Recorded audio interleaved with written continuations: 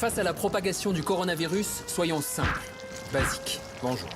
Désolé pour la qualité sonore, ce texte est enregistré depuis un appartement sur un téléphone, confinement oblige. Vous trouvez qu'on cède à la psychose? Ok.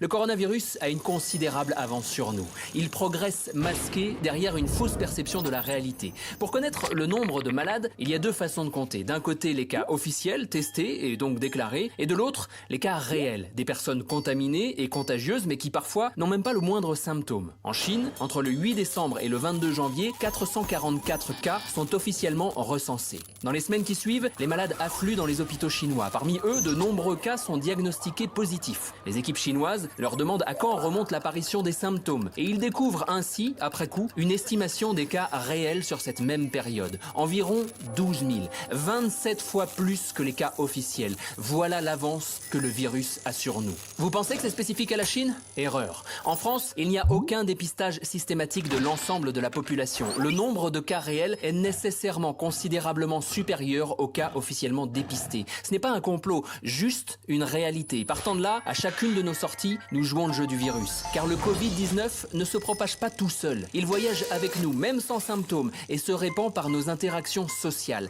Chaque personne contaminée peut infecter 2 à 3 individus, soit presque le double d'une grippe classique. Gardons ça en tête et revenons aux chiffres. 20% des cas nécessitent une hospitalisation, 5% une place en unité de soins intensifs et environ 2,5% une aide très intensive. Aujourd'hui, en France, nous disposons de 5000 lits de réanimation et 7364 lits dans les unités de soins intensifs. Et nous ne parlons même pas du personnel nécessaire pour administrer ces soins. Entre le 24 janvier et le 14 mars, 4500 cas officiels ont été confirmés, ce qui veut dire que le nombre de cas réels est nécessairement largement supérieur. À 60 000 cas confirmés, nos hôpitaux seront saturés par ces petits 20% de cas graves. Concrètement, cela veut dire plus de lits disponibles et un dilemme terrible pour les personnels hospitaliers, devoir choisir qui soigner. Donc, qui maintenir en vie et qui laisser mourir?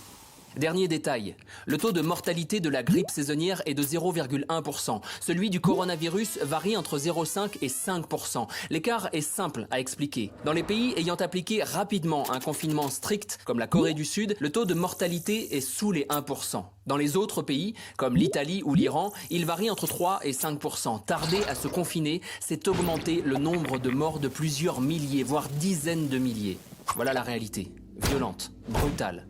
Il n'est même plus question aujourd'hui d'empêcher la surcharge des hôpitaux, c'est sans doute déjà trop tard. Par contre, nous pouvons toutes et tous limiter cet engorgement, en limitant radicalement toutes nos interactions sociales. Toutes. C'est l'unique moyen de contenir la propagation du virus. Restez chez vous, c'est impératif. Et ne sortez que pour l'essentiel. Vous aurez peut-être l'impression de vous isoler, mais aucun acte ne sera plus collectif et solidaire que celui-ci.